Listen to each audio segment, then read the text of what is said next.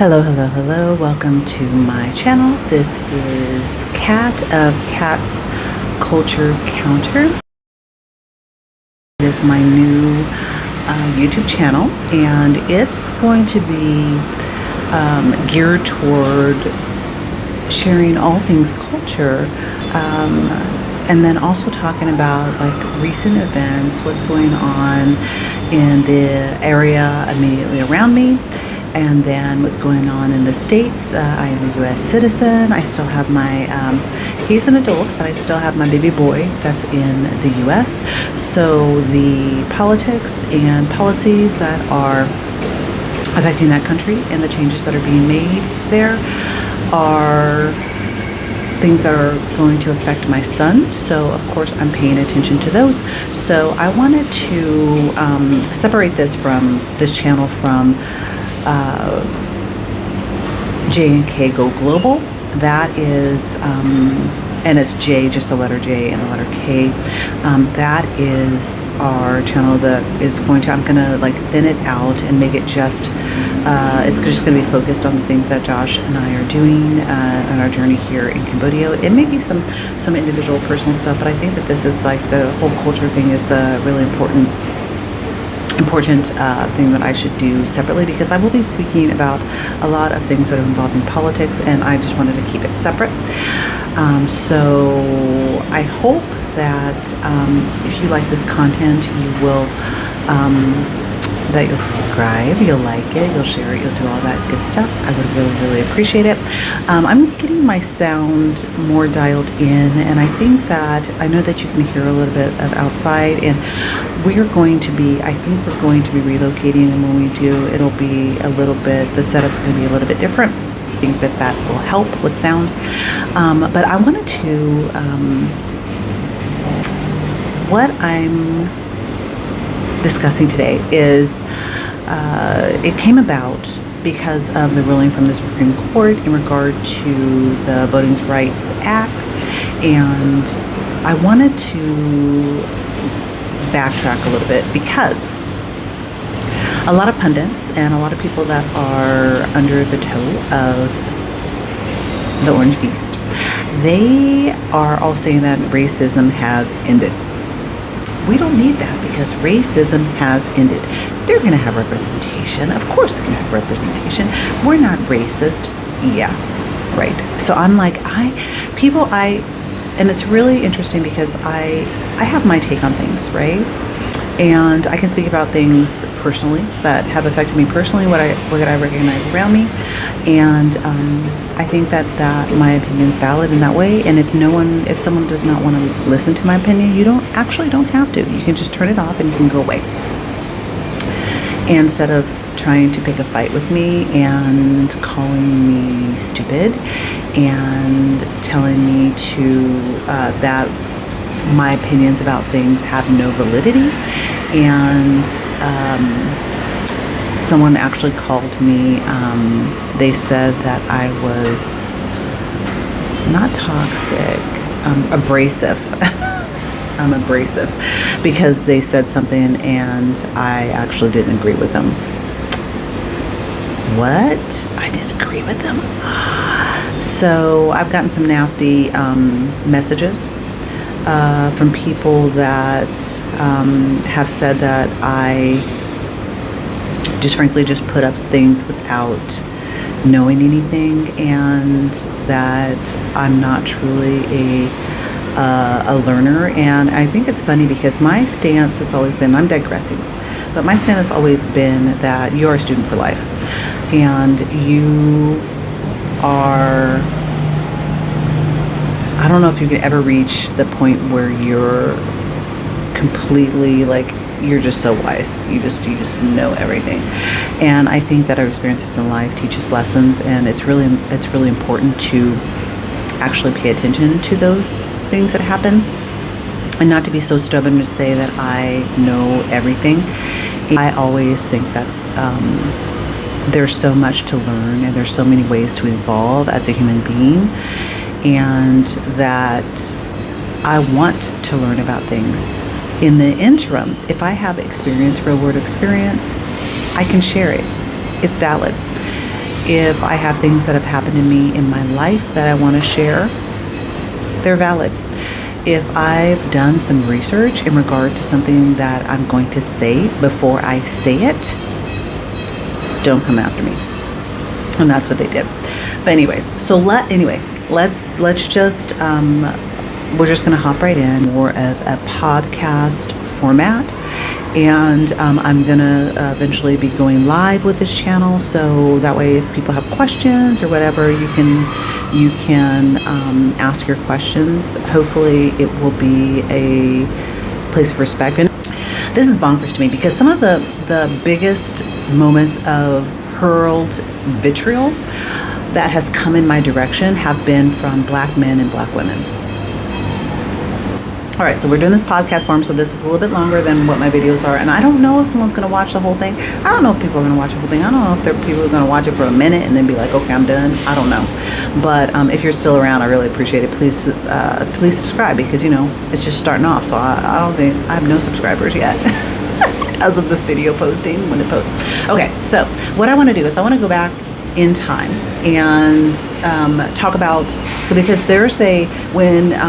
it's really important to know the history of how we arrived at the need to still have some type of protection as far as our voting goes, because there were several steps, very, very, very important steps that went into us being able to vote.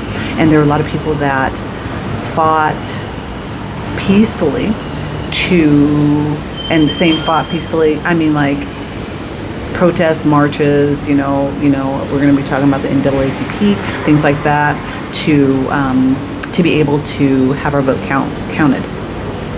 And to say that racism is gone, as we're seeing all these videos of people being called the N-word, and people saying that we all look like monkeys, and saying that Black women have zero intelligence, and having a previous president referred to him and his wife referred to a gorilla and a monkey. That shows you that it's alive and well.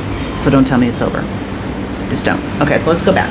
Okay, because when I studied African American history in the JC that I attended, JCs are perfectly fine to study at, and I'm not like being defensive about it, but I wanted to point that out just in case someone's going to be like, oh, where'd you get your degree, right? So, you hear about the Portuguese in 1441, when they are actually the ones that initiated the slave trade, like taking Africans taking them and relocating them and using them for forced labor.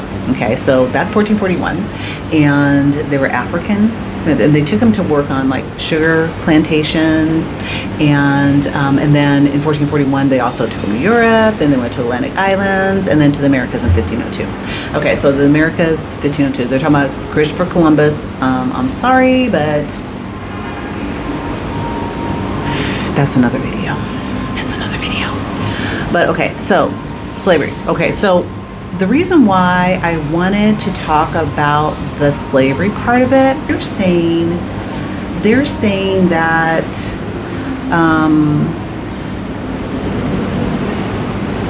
African American people are dumb, right? They say we're dumb, and that our brains, like some people think our brains are smaller than others, and they used to do the fake measuring of the back of the head to say what the brain capacity was. And I want to bring up a page. Okay, so when we're talking about inventions in Africa and what they had to offer in regard to technology, things like that. So when people are saying, they were not smart, not knowing a language does not make you less intelligent. It doesn't make you less intelligent or dumb, not knowing the language. That being said, using that as a crutch is never acceptable. But when they brought Africans to these different locations and gave them different names and separated families, doing all of this. When they're going to these new areas, they were not dumb. They came with a wealth of knowledge, and during the institution of this country, they were instrumental in, like, there are certain things that can never be taken away from people that came from Africa, like the things that were invented and created. For example, okay, because we know Zimbabwe, we know that it was like a wealthy kingdom. Iron smelting, the bow and arrow, but then we're talking modern inventions, CAT scan, cardiopad, anti-malarial soap, things like that. But textiles, mathematics, that's used as a gauge for intelligence, right? Mathematics being, that's not my strong suit. I admit it. I need extra credit. It takes me a little time, but I can get it eventually. But math is not my strong suit. But mathematics, like I said bow and arrows, and it was a very rich. Africa is a very rich country in itself before slavery. So it was not struggling. There was a sense of village, a sense of community.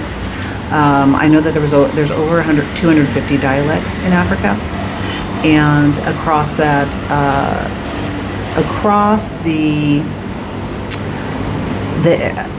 expanse. Like when I was learning about it, and they were talking about the ways of communications and the instruments that would play that would like bounce from this area to this area, this area to this area, and go across, and how they would communicate with each other. And there, even in modern times, you see the style and the regal visual and power that is carried in that sense of history. And a lot of the slaves that were brought to the Americas, or wherever they were sent, because England was part of it, Belgium was part of it, there's all these countries that were part of the slave trade, and just as much as the U.S. And I talk more about the U.S. because that's my country that I was born into, and that my son is still residing. But the sense of community and history, like, you have a lot of different different nationalities, and that relocated to the U.S. But you would see that they have that sense of history still, like it's like passed down. And in regard to Africa, for the people that, there's a pigeon here. He's visiting. I do not have food. Y'all, oh my God. Hi.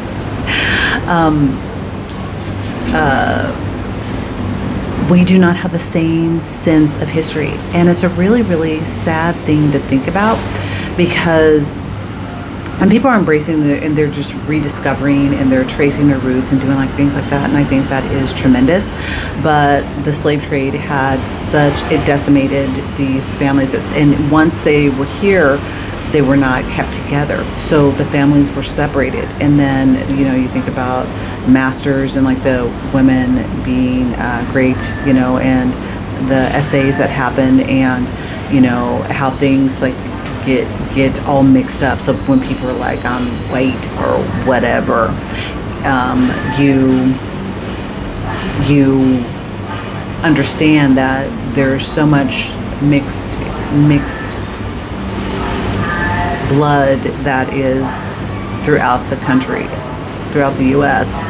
And so, yeah, maybe you might be all the way, but some people find out, they find out that back in the day there were some slaves that were part of their family. And it's one thing that made me very happy is Steven Tyler, his daughter Liv Tyler, she found out that they had a relative, he passed as white, and Steven Tyler, he was just like, I knew it. And he was not like, it wasn't a thing where he's like, it's seen as a negative. So we'll include him in our community.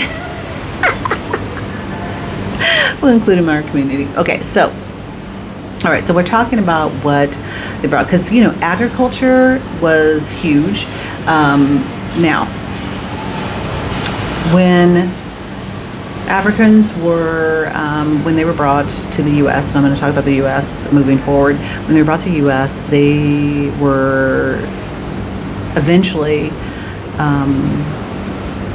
well, no, let's talk about the Civil War. Because the reason why I want to talk about the Civil War is because of the fact that there is,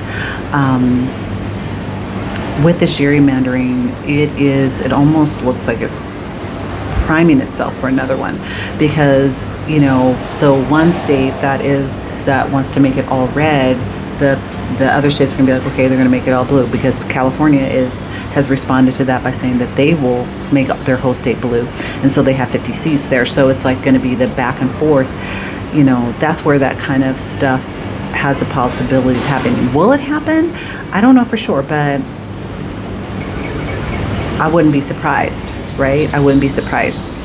And so, if you know your history, you know why the Civil War was happening. The Civil War, one of the crux of it was, or the main cause was, they wanted to be able to own slaves. And you think about the fact that this country was made, sorry, that's very loud. This country and its economic growth and the success as a country was built on the back of slavery, on the backs of slaves, on the backs of Africans, put in the fields to pick cotton and whatever else they were doing on their plantations, but cotton was the main source. And you think about the fact that slavery brought in about just over 60% of the wealth for these owners. But let's backtrack, because you've probably heard this, and there is a show on Netflix. It's not Passing. I'm trying to remember the name of it. I'll put it down below, where they talk about the invention of whiteness, because that had to come from somewhere. And Eastern Europeans were like indentured for whatever reason, like something happened, and so they would have to work to take care of the reason why they were there. They had to work it off, right? And so they were being treated badly by the masters, and they were in tandem with slaves, and so they were revolting, understandably. And so they're like, okay, we got to back up. What do we do? Because this can't happen. So then they separated, and they said, you're better than these slaves from Africa because of your skin. Your skin is like ours. So that is where the whole perception of being white comes from. So they remove them from doing they're like, okay, now we're going to give you a little land. You're going to be able to actually own slaves yourself. So think about this. You're being treated really badly. You're being whipped. You're being worked from 5 a.m. to 10 p.m. You're eating whatever, and you're working in tandem with these other people that look different from you, right? But you are, when it gets to the point you guys are revolt, you're having a riot, and you guys are revolting against these slave masters, there's a kinship, right?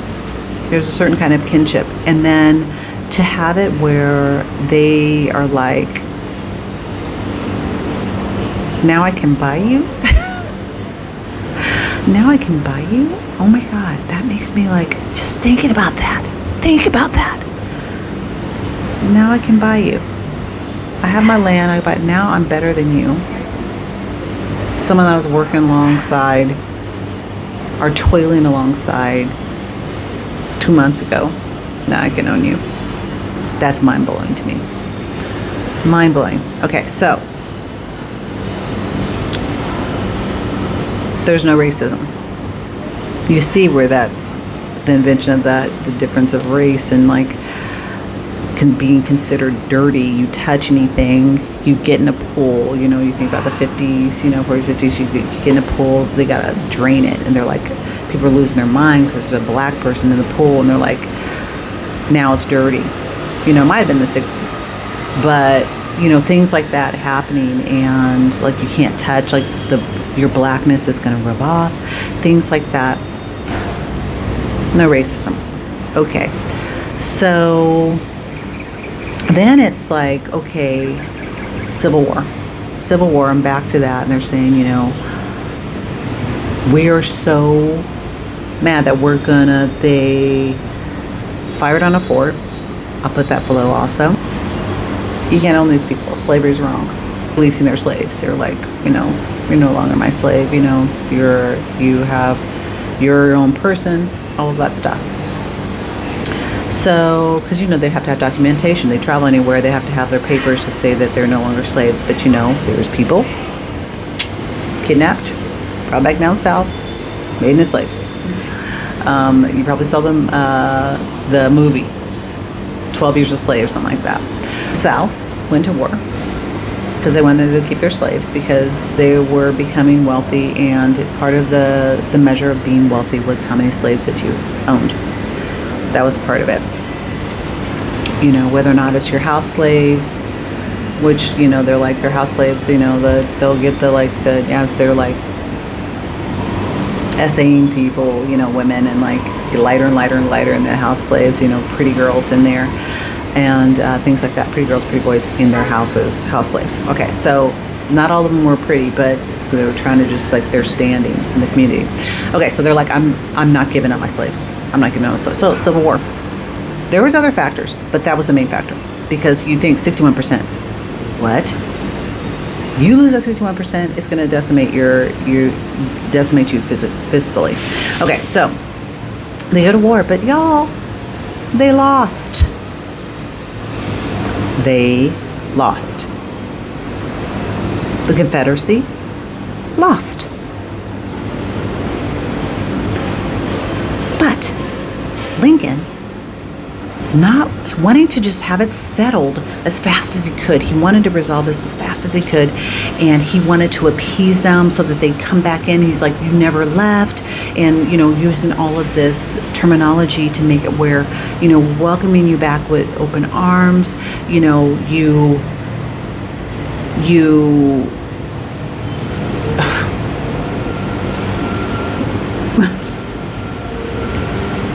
part of the village, man. You come back.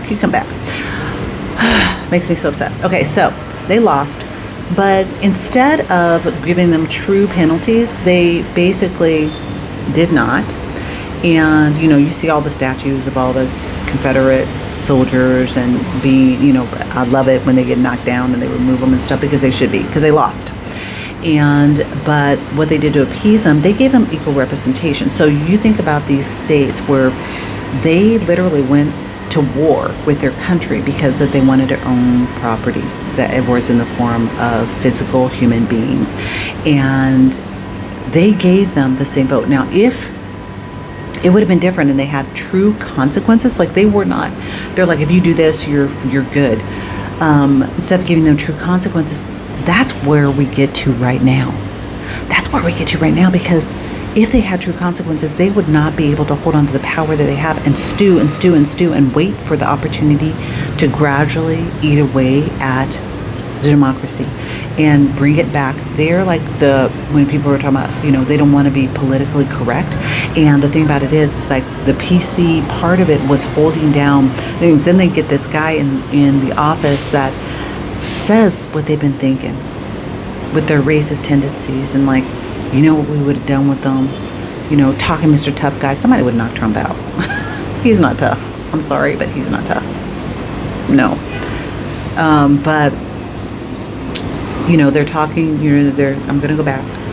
So they have them come back, and they give them equal, like they get their representatives just like everybody else.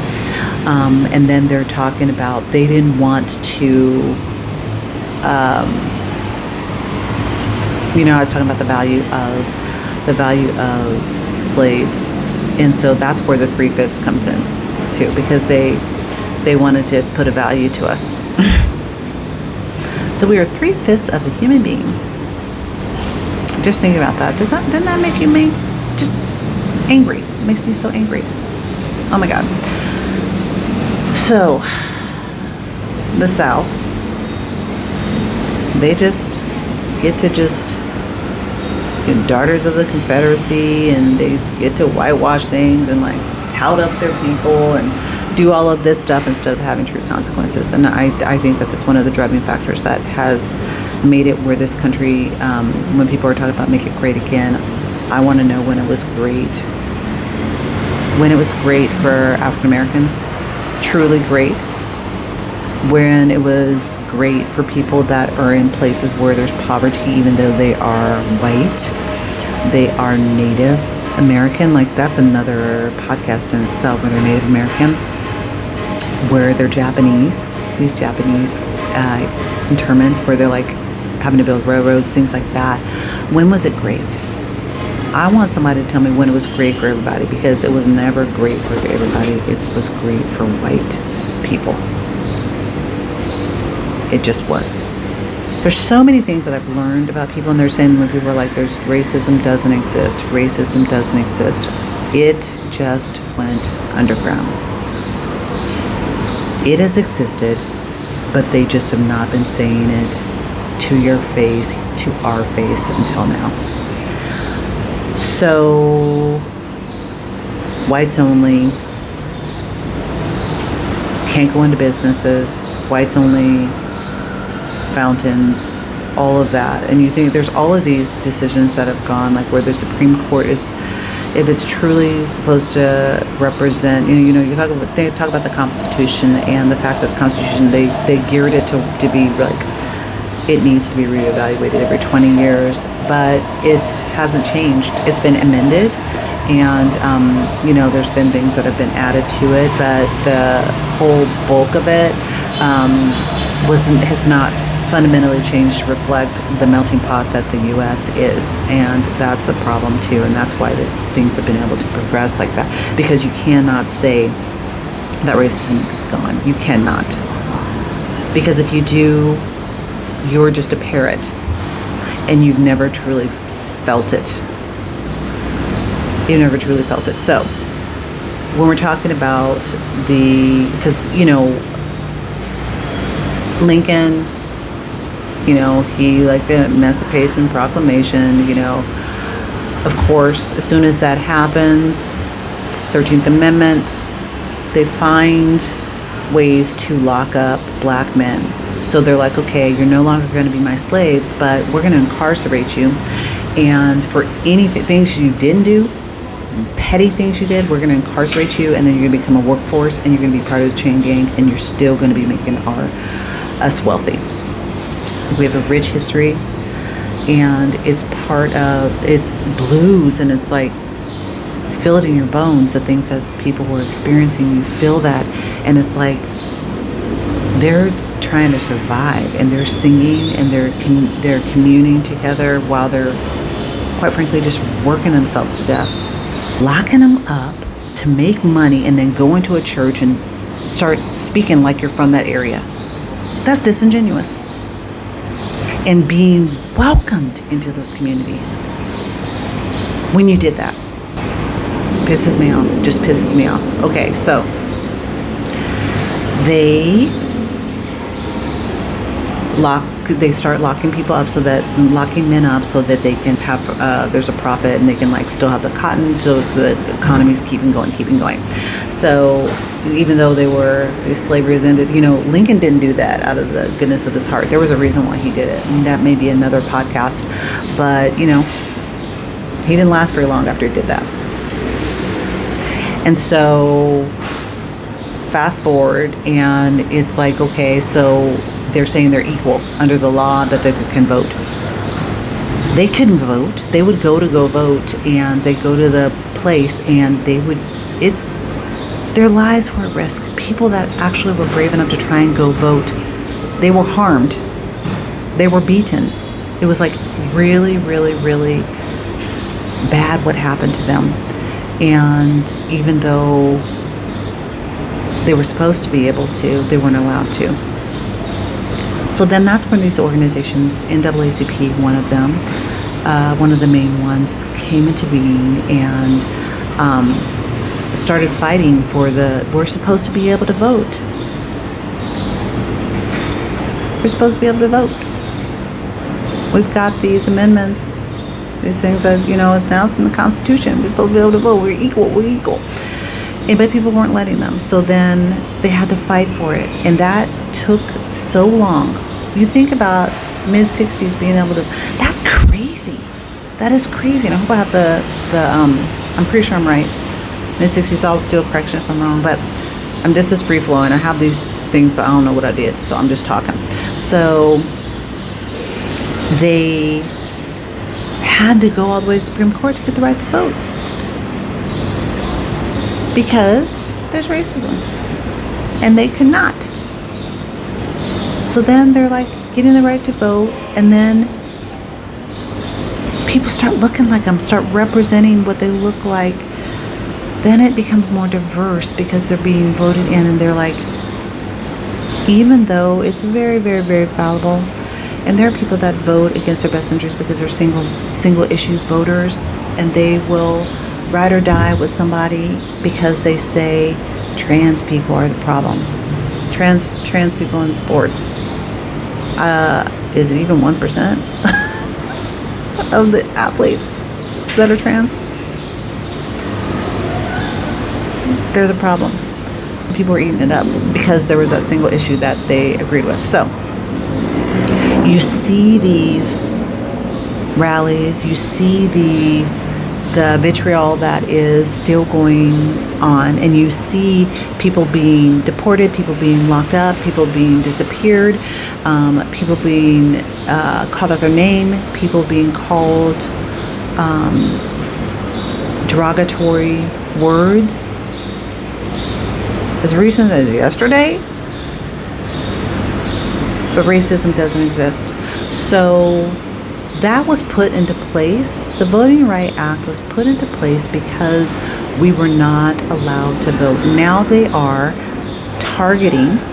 In Louisiana, they jumped on that. They're already like, well, they want to redistrict. They stopped the election, even though it was already in the process. The absentee ballots have been sent out. People already sent in their vote.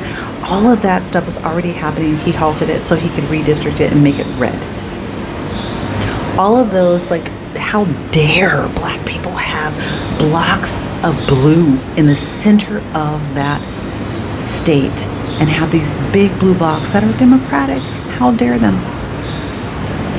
You know how that came into being? Because they were like-minded and they decided they wanted to be Democrats, and they were voting like that, and they were having people represent them that probably some of them are bad and some of them are good, but they were allowed that choice. Now they want to take it away from them and make it red, and they want to do that across Louisiana. It's just the start of it. So when the Supreme Court decides to say that racism doesn't exist and that was race-based, it was race-based because they were not able to vote and they needed to be able to vote.